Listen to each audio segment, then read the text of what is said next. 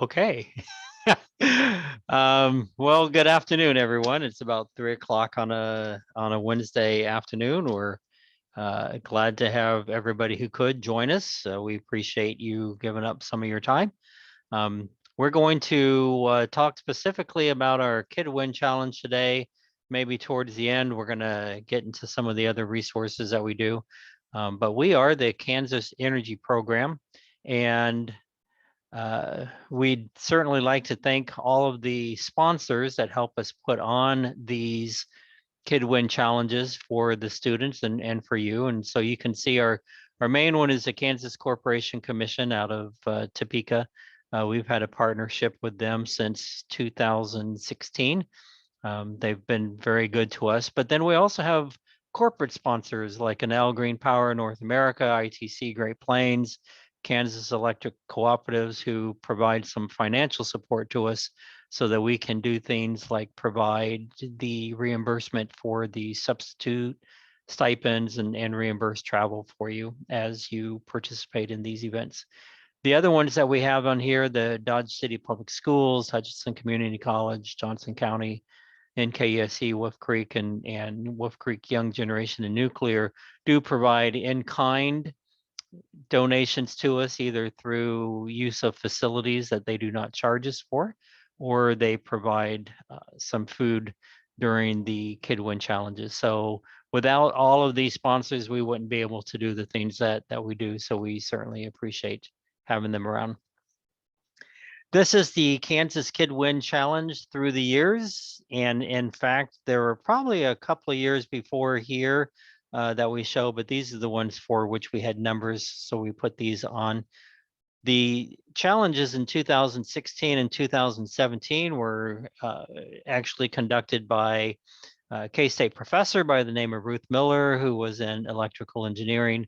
She started off the KidWin challenges for us, but she held the KidWin challenges only in Manhattan because she didn't have the funding to go outside of Manhattan.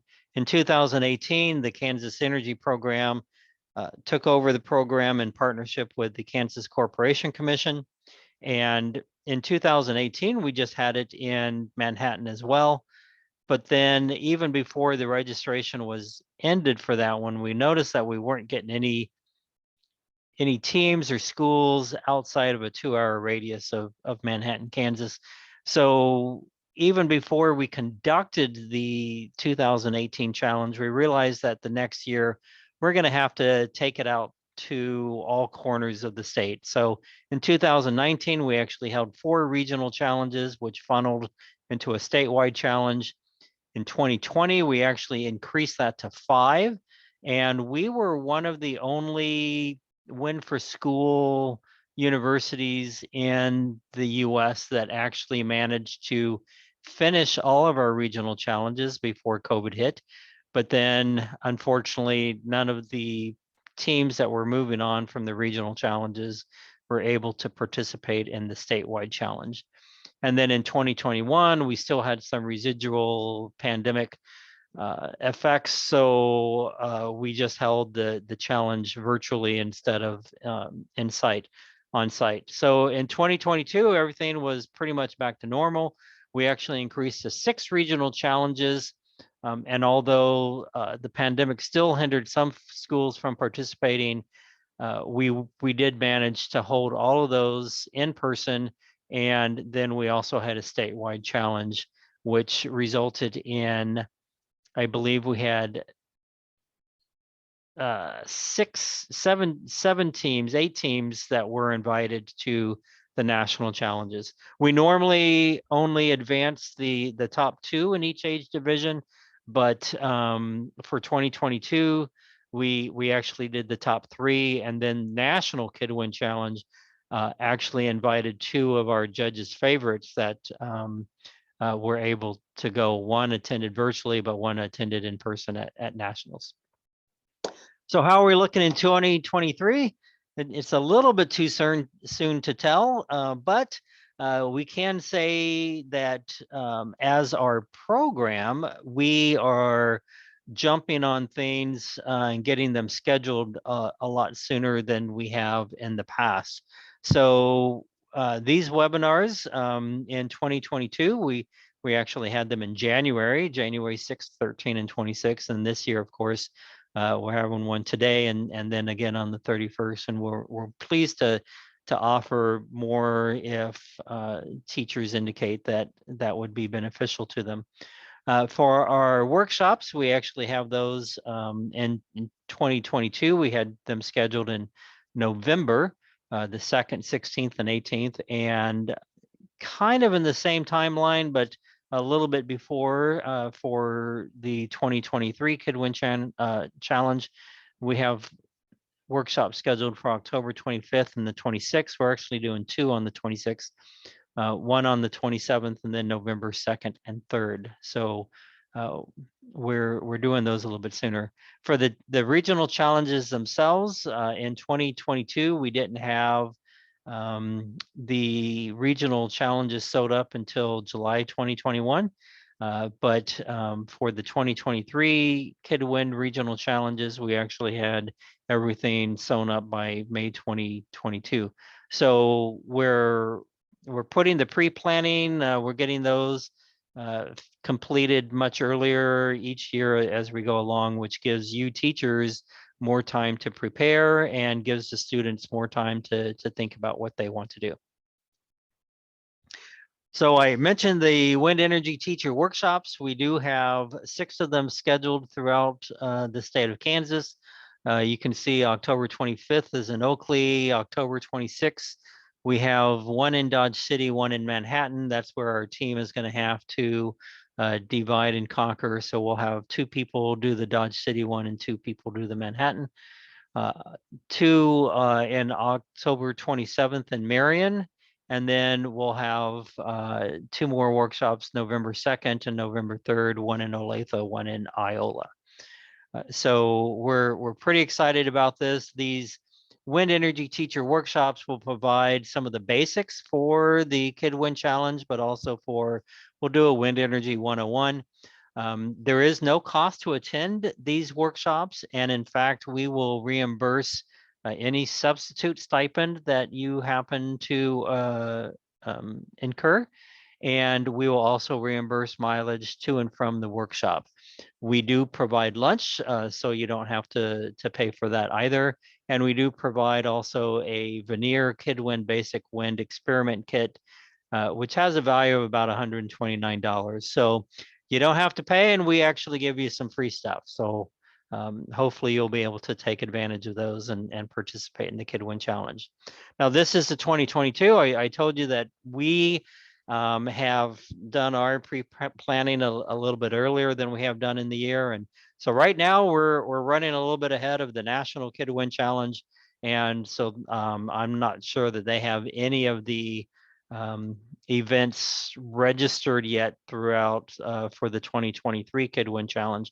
But you can see last year, Kansas did pretty darn well. We had, our 6 regional challenges that funneled up into a statewide, and then we also did 3 or 4 wind energy teacher workshops. So Kansas is very well represented, and later on in this presentation, we'll show you how we did.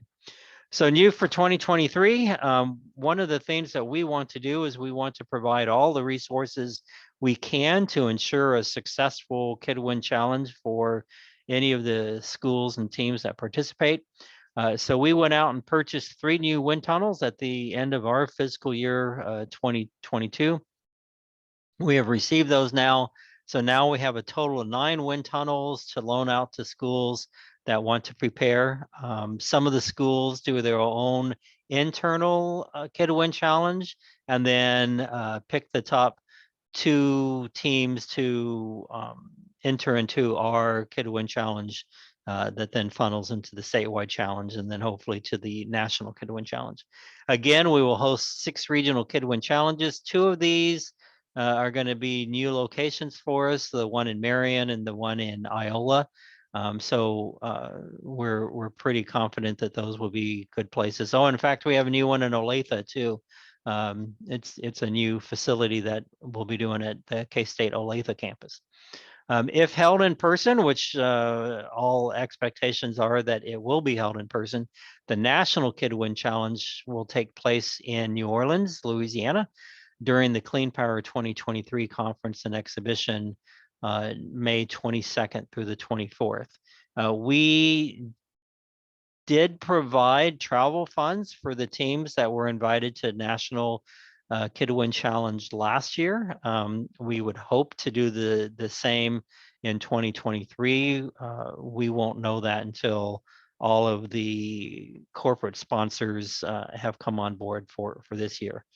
We do already have verbal commitments for for all three of the ones that sponsored us last year, and we have sponsor solicitations to 2 or 3 other organizations that we hope will come through. These are the dates and locations for the regional KidWind Challenges. So we will have the Dodge City one is going to be our first one on February 14th. We'll make sure that we have hearts on all the wind turbines that the students make. I'm sure that'll make it spin faster. The second one we'll have is in Oakley on February 16th. Then we will go all the way over to the Northeast, have the one in Overland Park on Tuesday, February 22nd. And then we'll do Hutchinson, February 23rd, Manhattan, February 28th, followed by the last one in Burlington at the Evergy Wolf Creek Nuclear Power Plant on Friday, March 3rd. Oh, one of the things I do want to say is that we do not designate which regional challenge the teams should attend.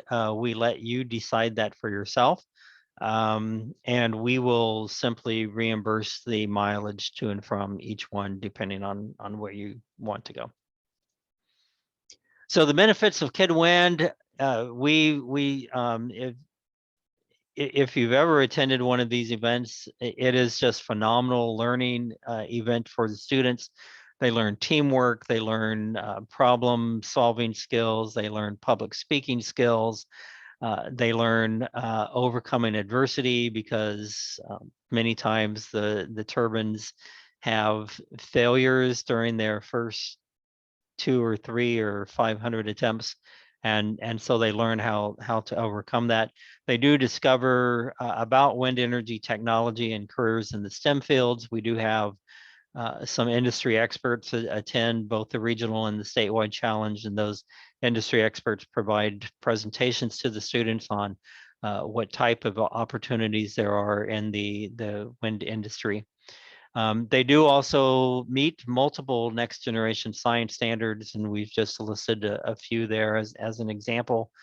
And so what the students do is they design, build, present, and test a functional wind turbine at these regional KidWind Challenges, and then if they are perform well enough to be selected to move to the statewide challenge, then of course they can improve their performance by going back and taking a look and seeing if they can tweak something on their turbine or in their design to eke a little bit more performance out of there, and then practice makes perfect. So if they make it to state and then make it to national, the expectation is that they would then increase their performance at each step of the way. And then if they compete multiple years, they can do really well.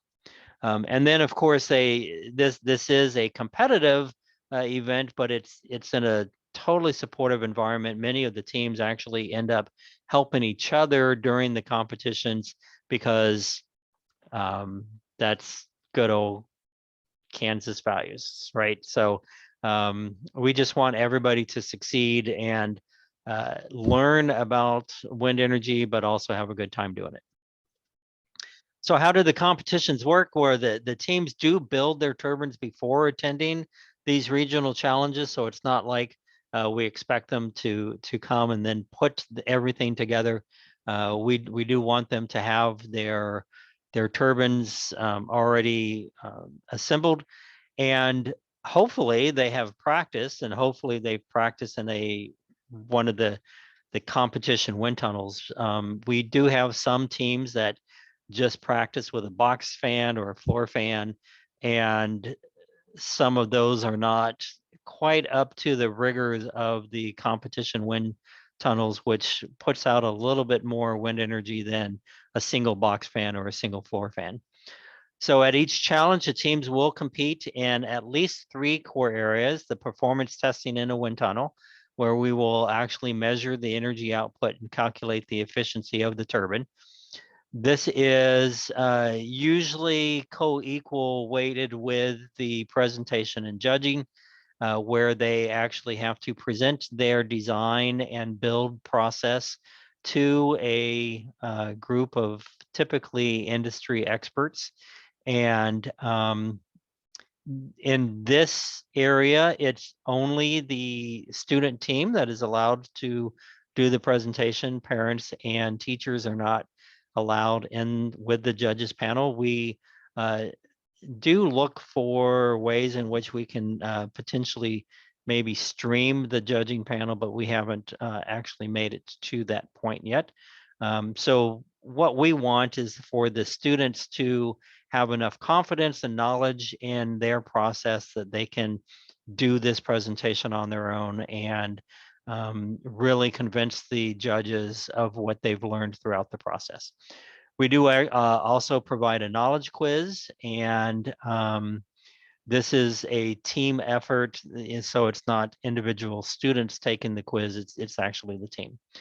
There may be an additional area of scoring that we add. In the past, we have done instant challenges for each of the both regional and statewide challenge. We obviously change it up between the two.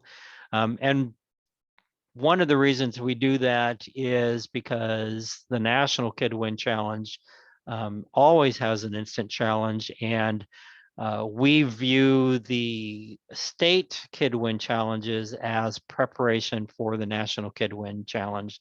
So we want all the teams to at least recognize and having experience with the perhaps stress is the right word, of an instant challenge where they don't know anything about the challenge beforehand. We just give it to them at the time of the event, and then they have to figure out how to solve it.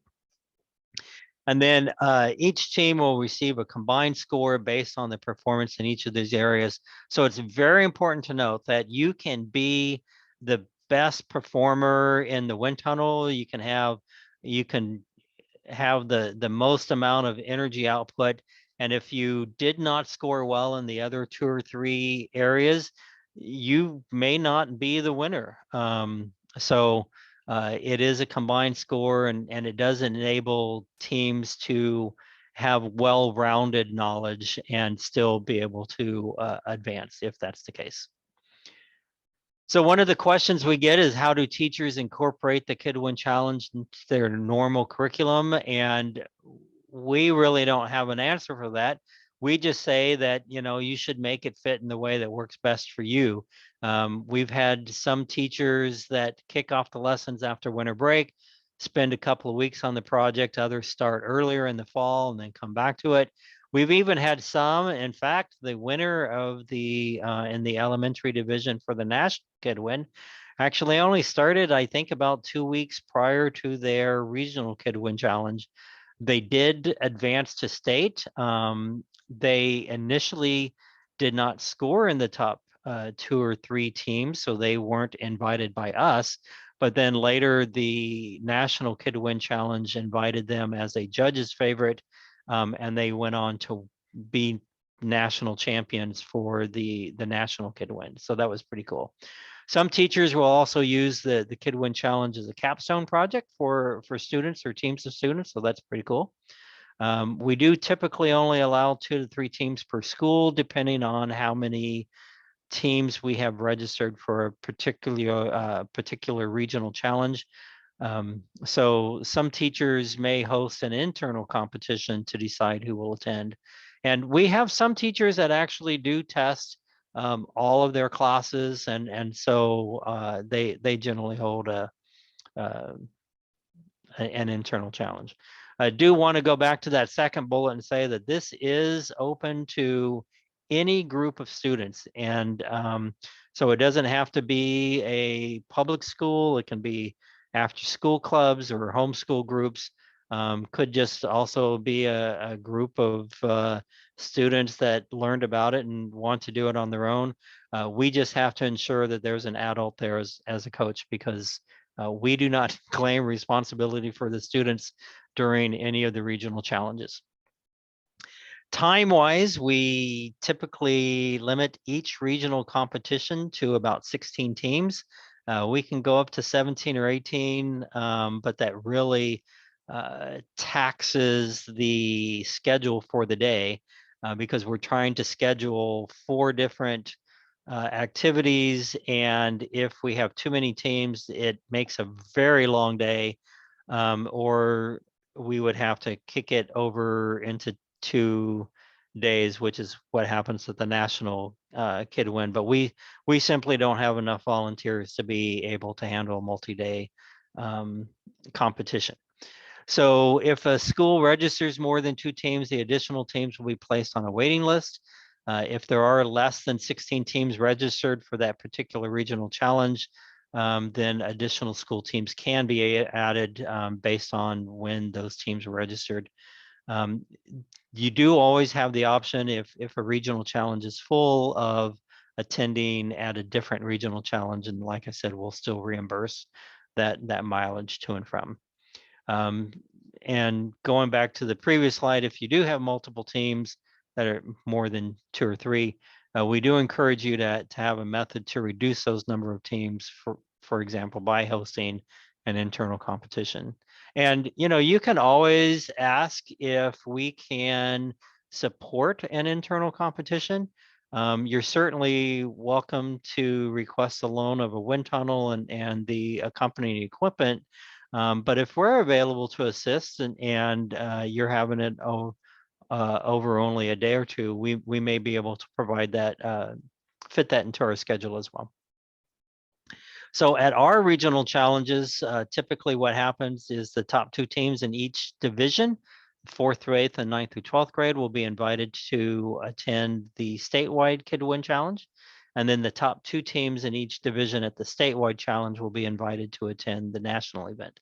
Depending on how many teams are registered for the national KidWind, they may authorize us to go down to the 3rd place team and invite them, which is what happened last year.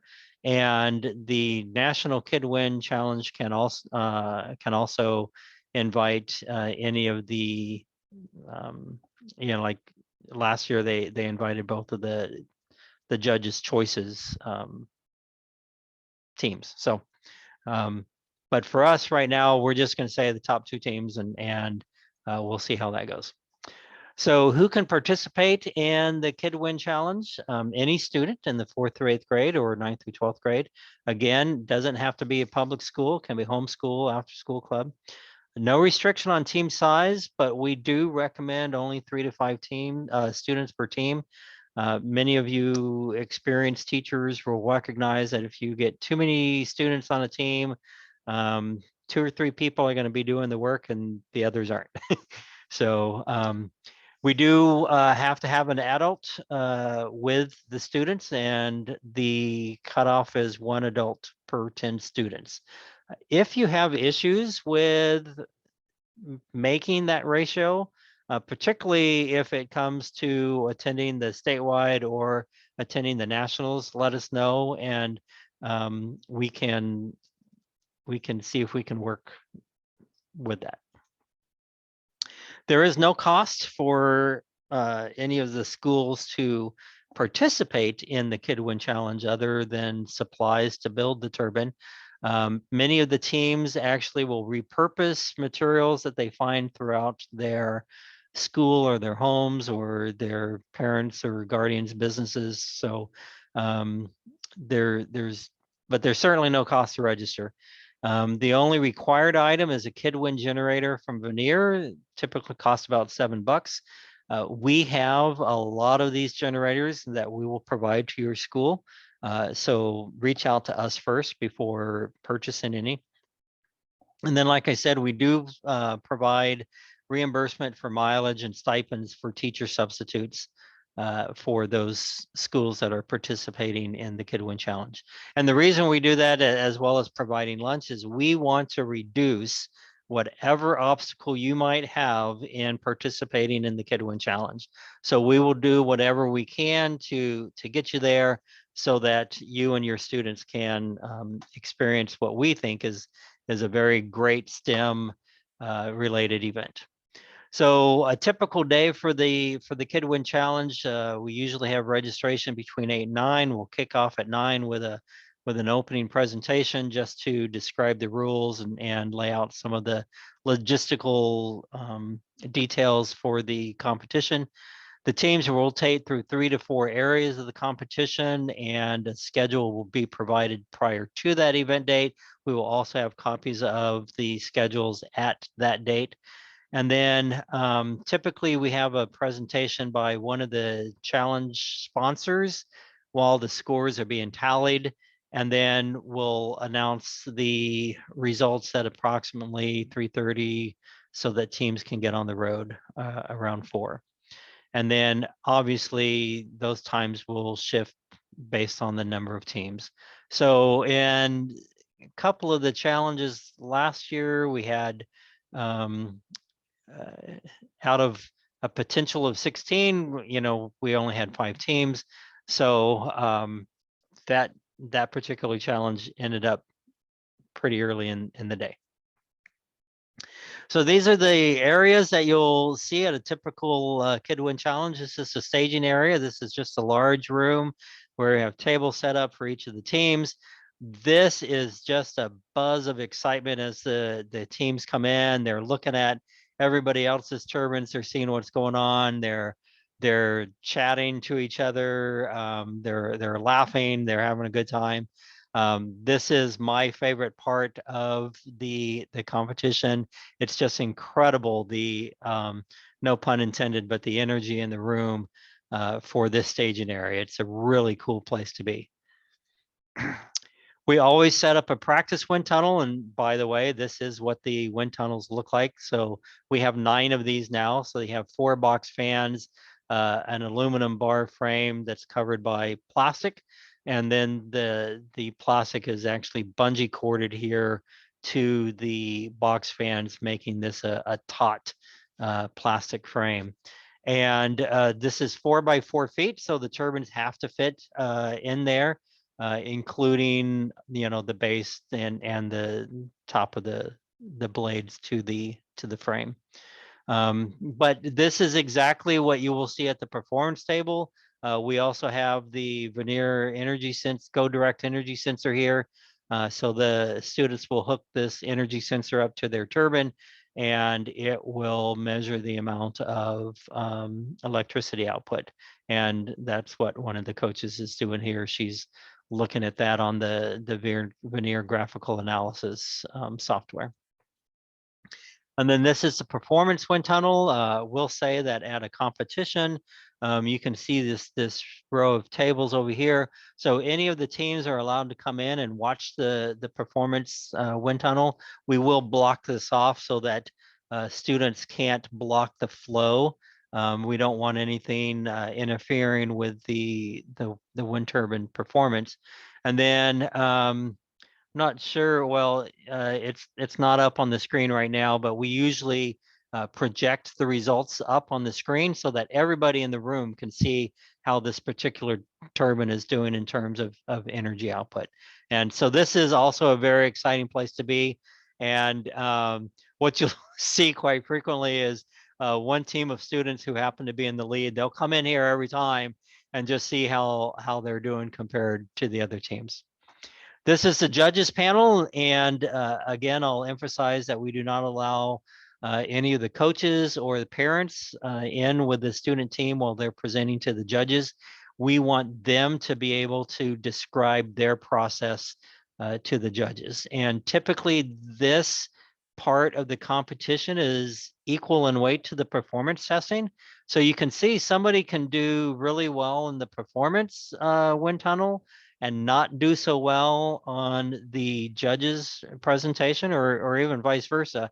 And then that's going to affect the overall score. So just because somebody has a great turbine that puts out a lot of energy output doesn't mean that they're going to necessarily do well. We typically have about 3 judges. We'll have anywhere from 3 to 5, and they'll rotate in and out as the day goes along. And yeah, so this is actually a pretty fun place to be. Very stressful as a judge, I might add, because you're trying to compare groups. Now, one of the things we also do is we will typically run through all of the 4th through 8th grade teams at one point, and all of the 9th through 12th grade teams at another point, so the judges don't have to keep switching between the more mature, well, I guess that might be a leap in some cases, but anyway, just between the different groups of age groups of the students. This is 2 teams taking the knowledge quiz. As you can see, they can all take it together, discuss their answers, figure out what's going on. We do ask that if a school has multiple teams, that you try and prevent the teams from talking to each other in regard to what they've seen on the knowledge quiz. We do change the quiz from the regional to the state, but we don't change the quiz from one team to another during each of those. And then this is an instant challenge that we did a few years back. This is the MacGyver challenge, where they had to use a packet of material that we gave them to develop a handheld wind turbine, or it doesn't have to be handheld, to develop a wind turbine that would lift weight. So that's a little bit different than the wind turbine that is producing the electricity. So this was one of the instant challenges. Another instant challenge that we had was a wind farm siting activity. So that's something that they just did at their table, but they had to work as a group. There's a few basic rules, and like I said, we're kind of ahead of the national KidWind Challenge right now. So they haven't yet updated their 22 KidWind Challenge rules to their 2023. We will put out a notice when that has been updated, and we'll put that updated rules on our website and let everybody know about it. But right now, you do have to use a KidWind turbine generator, and we will provide these as needed. We do not currently have an open generator division, although National KidWind does. And that's one where you can use your either a generator that you've created, or that you've repurposed from an existing device. And we've had some that have used those at the National KidWind. Each team, so if you have multiple teams, each team has to have its own turbine and base. There can be no sharing of parts, no sharing of blades, no, hey, we've got this hub and these blades put together, so we're going to put it on this team's tower. You can't do that. Every team has to have their own independent turbine. Each team must also have a coach. We are not responsible for watching the students as they're participating in this. So we have to have some adults there that are with the team, and they have to be responsible for registering a team, providing the required documents, letting us know of any food allergy issues, letting us know of photo release issues, and all of that. We will have the new rules at the Kansas Energy Program on our website, so just look for that. The turbine, as I said before, must fit inside a 4x4 foot wind tunnel, so we suggest that you allow a little bit of room. It must be freestanding, meaning have its own tower. We do provide weights to hold the wind turbine in place. You can provide your own weights if you wish. Some of them build weights into the base. It's totally up to you, but each of the regional and statewide competitions, we will have weights for all of the wind tunnels that we provide. The power must be generated solely by the wind. You can't have the students start it. And if you have, we've had some students that have put in some really complex gearboxes that have a lot of friction and require a lot of wind to get them started. So make sure that you've practiced with those in one of the competition wind tunnels, because if it doesn't start on its own, it's going to be disqualified.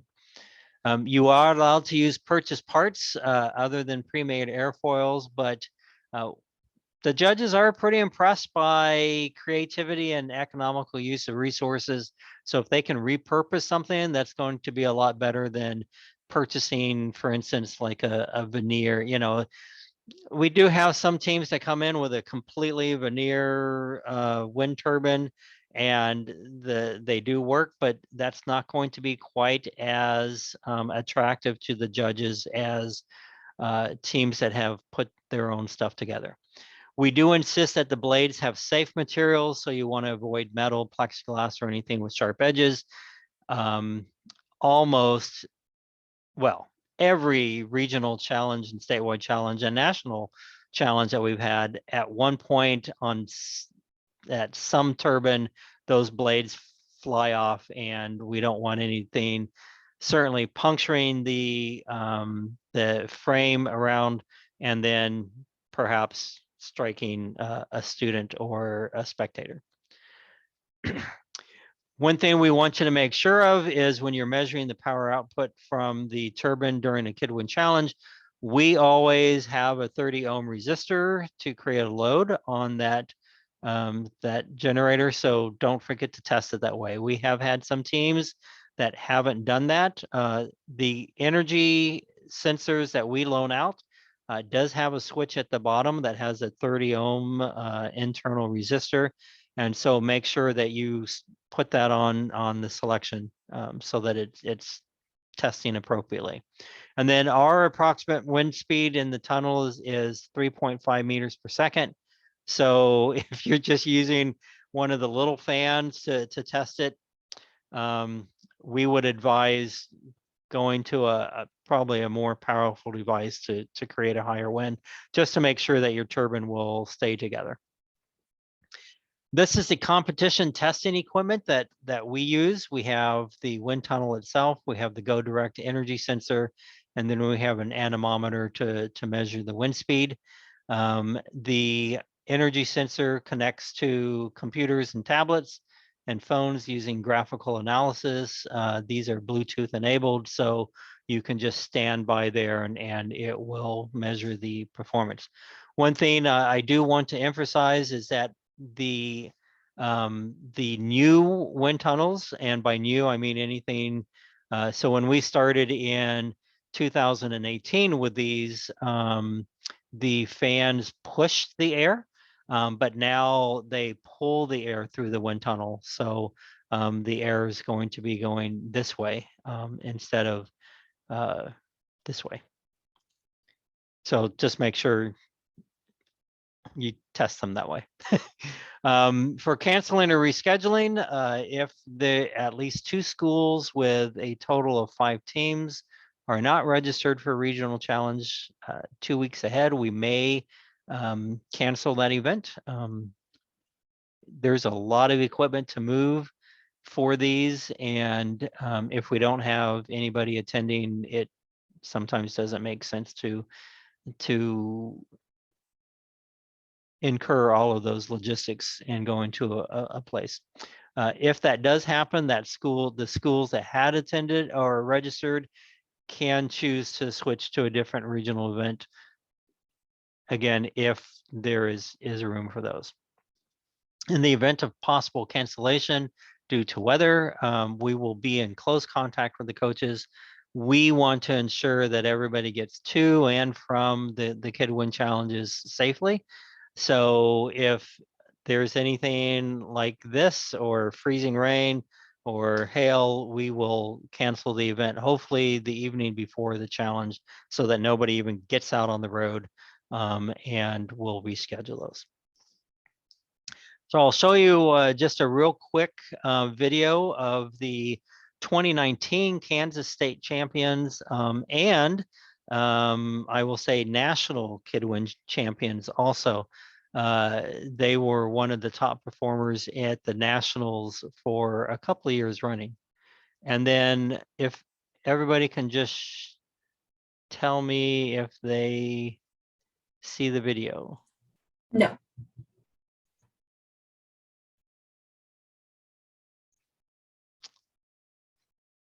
You'll probably have to hit escape to get out of full screen and then drag it to the screen you're sharing.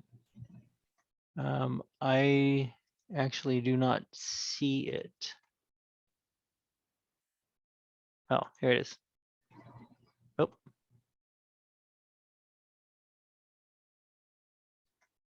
Oh. Okay. And then, so do I stop share, Yvonne, and then share this one? We can see this. It's on your screen now. Okay. All right. And we did not film this, so I apologize for the inverted filming, but it flips back shortly. So this team actually, these I don't know the process I used for this. Yvonne, what was that? Hot? So they took pink styrofoam and they used a hot wire to cut the forms out, made sure they were as smooth and balanced as possible. So they even weighed each blade. And then they took that outer brown material and they laminated it on.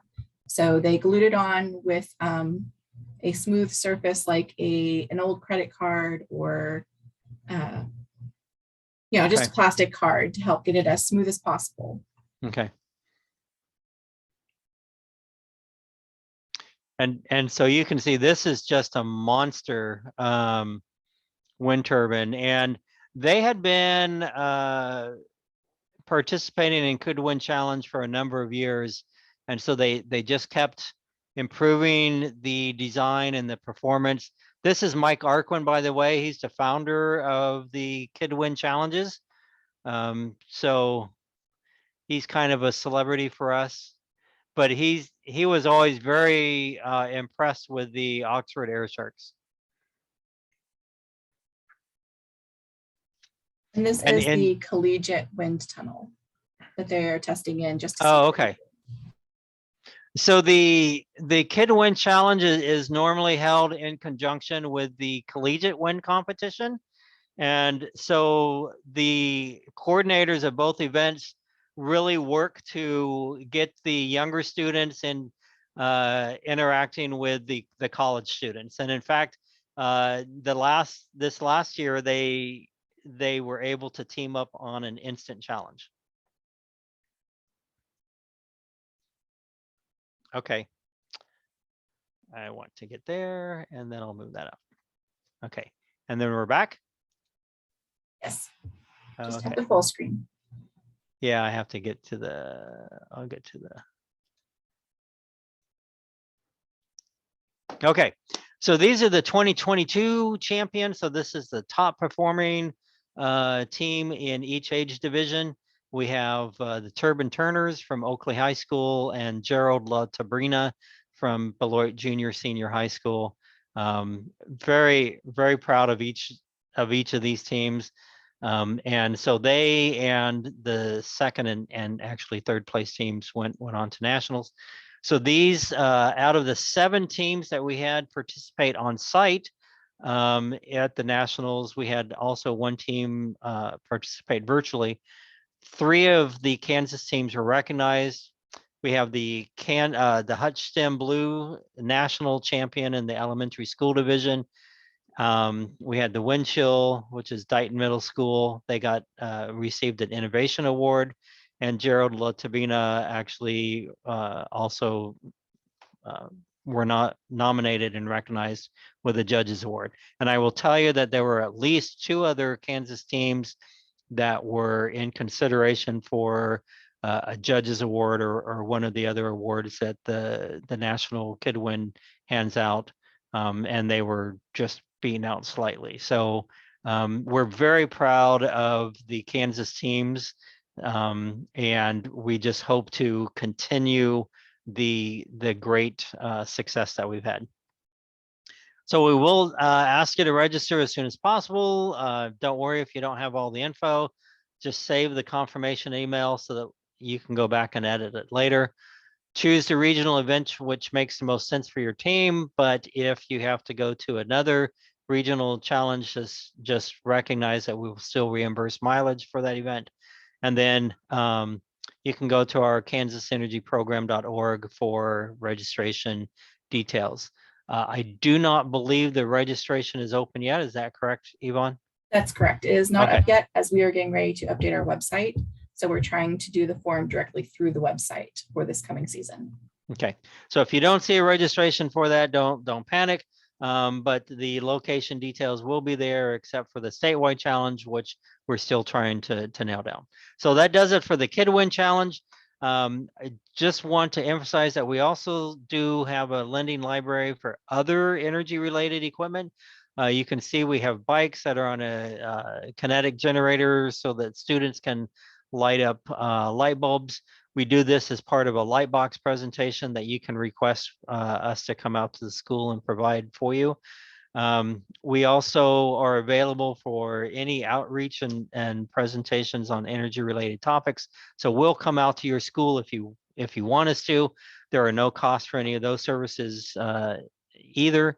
And we will, I mean, we've even stayed at schools for multiple days to have, I don't know, the science or the math or biology teacher, or just run all of their classes through us. And then, so we just stay in the same classroom and they just rotate the classes through us.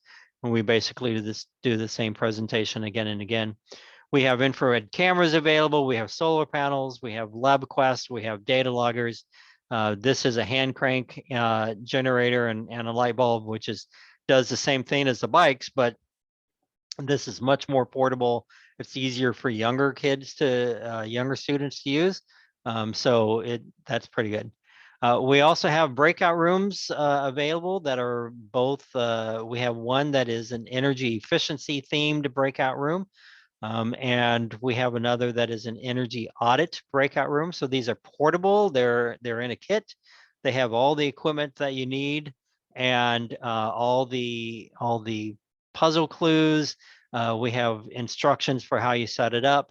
And we can bring that out to you and you can set it up yourself, or if you request, we can come out and run it for you and then we'll bring it back to our office. So these are the contacts. I didn't introduce myself, by the way. I'm David Carter. Yvonne Cook is the one that's been chiming in every now and then. If you are participating in the KidWind Challenge, you will probably receive emails from Yvonne.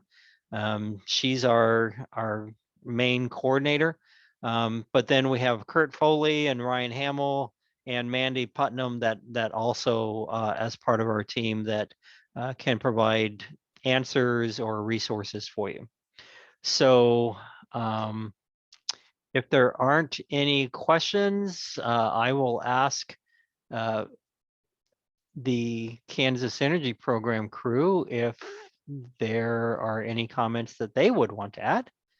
So I'll just add that all of the forms, an example of the forms that we use in the scoring, will be available before the event so that you can see and your teams can see what criteria the judges are looking at. And that includes for your performance testing, where you're testing your energy output and calculating energy efficiency, as well as the judges' forms and the type of questions they might ask and the areas that they are going to be assigning points towards. There will also be resources for the whatever knowledge quiz we do. The only thing there will not be a form on there for is the instant challenge, because that is to remain a secret. Okay. All right. Well, that will do it. We certainly hope that you're able to participate in the KidWind Challenge. If you have any questions, just contact any of us at the contact information that we have up on the screen. And again, we will be doing another webinar next week on August 30th at 4 o'clock. So anyway, hope to see you there and have a great rest of the week. Thank you.